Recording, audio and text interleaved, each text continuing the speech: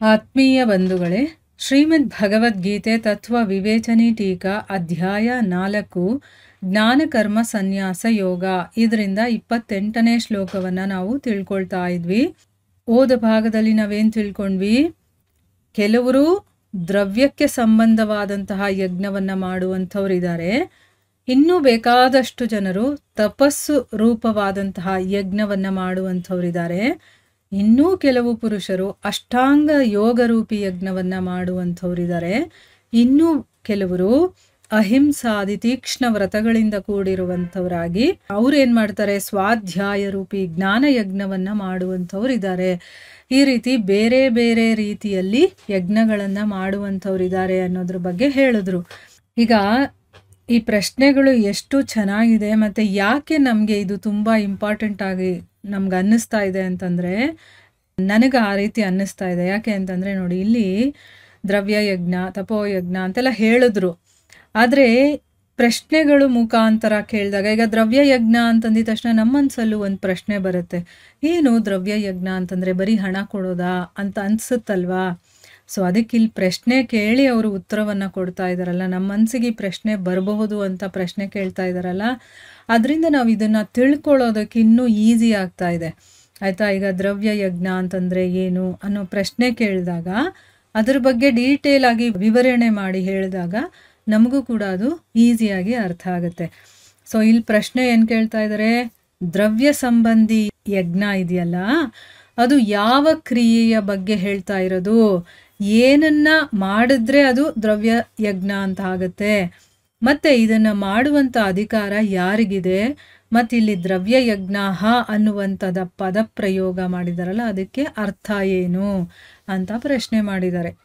ಉತ್ತರ ಏನು ಅಂತಂದರೆ, ಈಗ ಇಲ್ಲಿ ಹೇಳಿದಾರಲ್ಲ ದ್ರವ್ಯ ಸಂಬಂಧಿ ಯಜ್ಞ ಅಂದರೆ ಯಾವ ಕ್ರಿಯೆ ಬಗ್ಗೆ ಹೇಳಿರೋದು ಅಂತ, ಅದಕ್ಕೆ ಉತ್ತರ ಕೊಡ್ತಾರೆ. ಈಗ ತಮ್ಮ ತಮ್ಮ ವರ್ಣ ಮತ್ತು ಧರ್ಮಕ್ಕನುಸಾರವಾಗಿ ನ್ಯಾಯವಾಗಿ ಪ್ರಾಪ್ತಿಯಾದಂತಹ, ಈಗ ಅನ್ಯಾಯ ಮಾಡಿ ದುಡಿದು ಸಂಪಾದನೆ ಮಾಡಿರ್ತೀವಲ್ವಾ, ಅಂಥ ದ್ರವ್ಯದ ಬಗ್ಗೆ ಹೇಳ್ತಾ ಇಲ್ಲ ಇಲ್ಲಿ.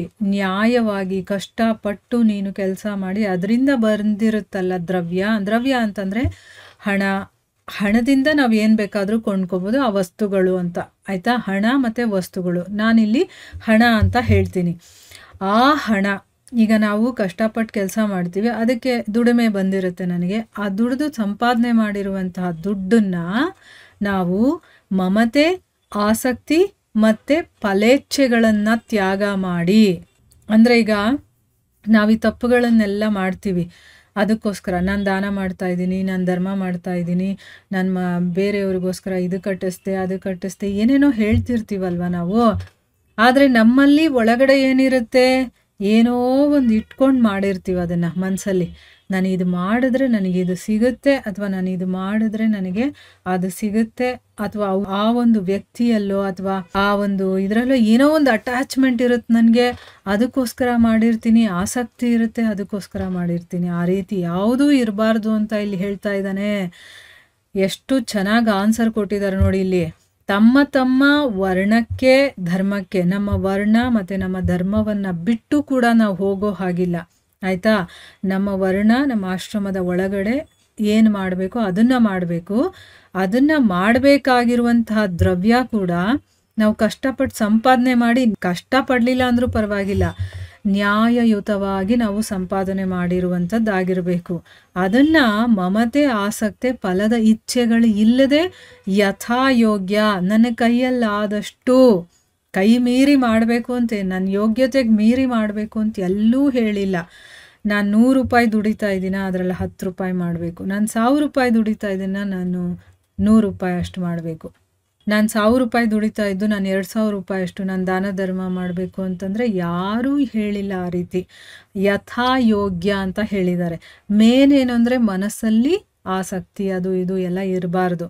ಯಥಾಯೋಗ್ಯ ಲೋಕ ಸೇವೆಯಲ್ಲಿ ತೊಡಗಿಸೋದು. ಆ ಸಂಪಾದನೆ ಮಾಡಿರುವಂತಹ ದ್ರವ್ಯವನ್ನು ಯಾವುದೇ ಮಮತೆ ಆಸಕ್ತಿಗಳಿಲ್ಲದೆ ಯಥಾಯೋಗ್ಯ ಲೋಕ ಸೇವೆಯಲ್ಲಿ ತೊಡಗಿಸೋದು. ಅಂದರೆ ಅರ್ಥ ಏನು?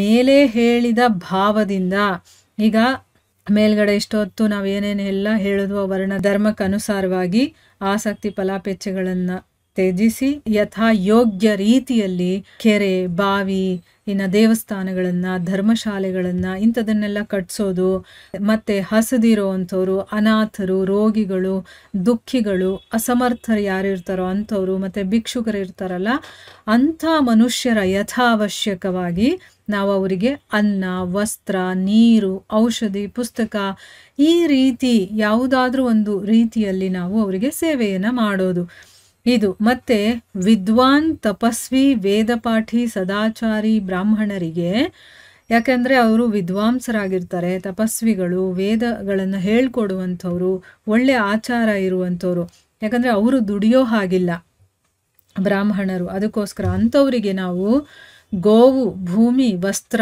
ಆಭೂಷಣ ಇಂಥ ಪದಾರ್ಥಗಳನ್ನು ಯಥಾಯೋಗ್ಯ ನಮಗಾದ ಮಟ್ಟಿಗೆ ನಾವು ನಮ್ಮ ಶಕ್ತಿಗನುಸಾರವಾಗಿ ದಾನ ಮಾಡೋದು. ಇದೇ ರೀತಿ ಬೇರೆ ಎಲ್ಲ ಪ್ರಾಣಿಗಳಿಗೂ ಕೂಡ, ಬರೀ ಮನುಷ್ಯರಿಗೆ ಮಾಡಬೇಕು ಅಂತಲ್ಲ, ನಮಗಿಂತ ಕೆಳಮಟ್ಟದಲ್ಲಿರುವಂಥವ್ರು ಪ್ರಾಣಿಗಳಲ್ವಾ, ಅವ್ರಿಗೂ ಕೂಡ ಸುಖವನ್ನು ಉಂಟು ಮಾಡುವಂತಹ ಉದ್ದೇಶದಿಂದ ಯಥಾಶಕ್ತಿ ನಮ್ಮ ದ್ರವ್ಯವನ್ನು ಅಂದರೆ ನಮ್ಮ ಹಣವನ್ನು ವ್ಯಯ ಮಾಡೋದಿದೆಯಲ್ಲ, ಖರ್ಚು ಮಾಡೋದಿದೆಯಲ್ಲ, ಅದನ್ನೇ ದ್ರವ್ಯಯಜ್ಞ ಅಂತ ಹೇಳೋದು. ಈಗ ಅರ್ಥ ಆಯ್ತಲ್ವಾ? ನಾನು 1000 ರೂಪಾಯಿ ದುಡಿತಾ ಇದ್ದೀನಿ ಅಂದರೆ 100 ರೂಪಾಯಿ ನನ್ನ ಕೈಲಾದಷ್ಟು, ಒಂದು ಮಗು, ಯಾವುದೋ ಬಡ ಮಗು ಇರುತ್ತೆ, ಅದಕ್ಕೆ ಓದಿಗೆ ಸಹಾಯ ಮಾಡೋದು, ಇಲ್ಲ ಯಾವುದೋ ಒಂದು ಪ್ರಾಣಿ ಇರುತ್ತೆ ಅದಕ್ಕೆ ಅನ್ನನೋ ಅಥವಾ ಅದು ಏನು ತಿನ್ನುತ್ತೋ ಅದನ್ನು ತಂದು ಹಾಕೋದು, ಅಥವಾ ಯಾವುದಾದ್ರೂ ಬ್ರಾಹ್ಮಣರಿಗೆ ಏನಾದರೂ ಒಂದು ತಗೊಳ್ಳಿ ಅಂತ ದಾನ ಕೊಡೋದು, ಈ ರೀತಿ ಎಲ್ಲ ಮಾಡೋದಿದೆಯಲ್ಲ ಅದನ್ನು ದ್ರವ್ಯಯಜ್ಞ ಅಂತ ಕರೆಯೋದು. ಈ ಯಜ್ಞವನ್ನು ಮಾಡುವಂಥ ಅಧಿಕಾರ ಯಾರಿಗಿದೆ? ಕೇವಲ ಗೃಹಸ್ಥರಿಗೆ ಮಾತ್ರ ಇದೆ. ಯಾಕೆ ಅಂತಂದರೆ ದ್ರವ್ಯದ ಸಂಗ್ರಹವನ್ನು ಮಾಡಿ ಪರೋಪಕಾರದಲ್ಲಿ ಅದನ್ನು ಖರ್ಚು ಮಾಡುವಂಥ ಅಧಿಕಾರ ಸನ್ಯಾಸ ಇನ್ನು ಬೇರೆ ಆಶ್ರಮಗಳಿದೆಯಲ್ಲ ಅದರಲ್ಲಿಲ್ಲ. ಯಾಕಂದರೆ ಬ್ರಹ್ಮಚಾರಿಗಳು ಓದ್ತಾ ಇರ್ತಾರೆ, ಕಂಪ್ಲೀಟಾಗಿ ಬ್ರಹ್ಮಚರ್ಯವನ್ನೇ ತಗೊಂಡಿರುವಂಥವ್ರು ಭಗವಂತನ ಸೇವೆಯಲ್ಲೇ ತೊಡಗಿರ್ತಾರೆ. ಇನ್ನು ವಾನಪ್ರಸ್ಥದವರು ಅಷ್ಟೇನೆ, ಈ ಗೃಹಸ್ಥಾಶ್ರಮವನ್ನು ಬಿಟ್ಟು ವಾನಪ್ರಸ್ಥಕ್ಕೆ ಹೋಗಿರ್ತಾರಲ್ವಾ, ಸೊ ಅವರು ಕೂಡ ಹಣ ಸಂಗ್ರಹವನ್ನು ಮಾಡುವಂಥ ಒಂದು ಸ್ಥಿತಿಯಲ್ಲಿ ಅವರು ಇರೋದಿಲ್ಲ. ಆಮೇಲೆ ಸನ್ಯಾಸಿಗಳಿಗಂತೂ ಇದಕ್ಕೂ ಅದಕ್ಕೂ ಅವ್ರಿಗೂ ಕನೆಕ್ಷನ್ನೇ ಇಲ್ಲ, ಅವ್ರು ಇದನ್ನೆಲ್ಲ ಬಿಟ್ಟು ಮೇಲೆ ಹೋಗಿರುವಂಥವ್ರು. ಸೊ ಇವ್ರು ಯಾರಿಗೂ ಅಧಿಕಾರ ಇಲ್ಲ. ಈ ಒಂದು ಕೆಲಸ ಗೃಹಸ್ಥರಿಗೆ ಮಾತ್ರ ಇರುವಂಥದ್ದು. ಯಾಕೆಂದರೆ ಅವರು ಹಣವನ್ನು ಗಳಿಸೋದು, ಸಂಗ್ರಹ ಮಾಡೋದು ಇದೆಲ್ಲ ಮಾಡುವಂಥವ್ರು ಅವರಲ್ವಾ.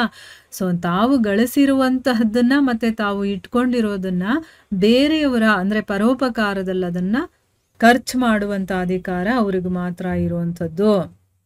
ಇಲ್ಲಿ ಭಗವಂತ ದ್ರವ್ಯಯಜ್ಞ ಶಬ್ದದ ಪ್ರಯೋಗವನ್ನು ಮಾಡಿ ಪರಮಾತ್ಮನ ಪ್ರಾಪ್ತಿಯ ಉದ್ದೇಶದಿಂದ, ಅಂದರೆ ಇಲ್ಲಿ ದ್ರವ್ಯಯಜ್ಞ ಅನ್ನುವಂಥ ಪದಪ್ರಯೋಗವನ್ನು ಮಾಡಿದಾರಲ್ಲ, ಅದಕ್ಕೆ ಯಾಕೆ ಮಾಡಿದ್ದಾರೆ ಅಂತ ಕೇಳಿದಾರಲ್ಲ, ಅದಕ್ಕೆ ಇಲ್ಲಿ ಉತ್ತರವನ್ನು ಕೊಡ್ತಾ ಇದ್ದಾರೆ.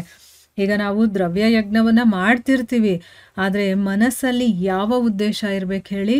ಲೋಕ ಸೇವೆಯನ್ನು ಮಾಡ್ತಾ ಇರೋದು ನಾನು ಭಗವಂತನ ಪ್ರಾಪ್ತಿಗೋಸ್ಕರ, ಅದಕ್ಕೋಸ್ಕರ ನಾನು ಮಾಡ್ತಾ ಇದ್ದೀನಿ ಅನ್ನೋ ಒಂದು ಮನಸ್ಥಿತಿಯಿಂದ ನಾವು ಮಾಡಬೇಕು. ಆ ಭಾವನೆ ಇರಬೇಕು, ಆಯಿತಾ? ಅಲ್ಲಿ ಸ್ವಾರ್ಥ ಇರಬಾರ್ದು.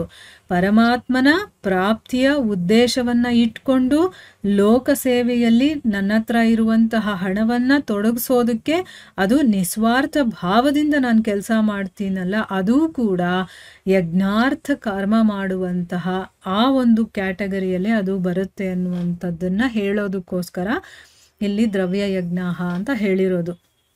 ಆಯಿತಾ? ಹಣ ಇದ್ದರೆ ಏನು ತಪ್ಪಲ್ಲ, ಆ ಹಣವನ್ನು ನಾನು ಏನು ಮಾಡ್ತೀನಿ, ಯಾವುದಕ್ಕೆ ಉಪಯೋಗಿಸ್ತೀನಿ ಅನ್ನೋದು ತುಂಬ ಇಂಪಾರ್ಟೆಂಟ್ ಆಗುತ್ತೆ. ಸೊ ಇಲ್ಲಿ ಆ ದ್ರವ್ಯವನ್ನು ನನ್ನ ಮನಸ್ಸಲ್ಲಿ ಯಾವುದೇ ಸ್ವಾರ್ಥ ಇಟ್ಕೊಳ್ದೆ ನಿಸ್ವಾರ್ಥತೆಯಿಂದ ನಾನು ಪರೋಪಕಾರಕ್ಕೆ ಉಪಯೋಗ ಮಾಡ್ತೀನಿ. ಅದನ್ನು ಮಾಡ್ತಾ ಇರಬೇಕಾದ್ರೂ ನನ್ನಲ್ಲಿ ಯಾವುದೇ ಫಲಾಪೇಕ್ಷೆ ಇರಬಾರ್ದು. ನಾನು ಭಗವಂತನಿಗೋಸ್ಕರ ಮಾಡ್ತಾ ಇದ್ದೀನಿ ಇದು ಅಂತ ಮಾಡ್ತೀವಲ್ವ, ಅದೂ ಕೂಡ ಯಜ್ಞಕ್ಕೋಸ್ಕರ ನಾವು ಕೆಲಸ ಮಾಡ್ತೀವಲ್ವ, ಅದರ ಒಂದು ಗುಂಪಿಗೆ ಇದು ಬರುತ್ತೆ ಅಂತ ಹೇಳೋದಕ್ಕೋಸ್ಕರ ಅಲ್ಲಿ ಆ ಶಬ್ದವನ್ನು ಪ್ರಯೋಗ ಮಾಡಿದ್ದಾರೆ ಅನ್ನೋದು ಇದರ ಅರ್ಥ. ಇಲ್ಲಿಗೆ ನಾವು ನಿಲ್ಲಿಸೋಣ. ಹರೇ ಕೃಷ್ಣ.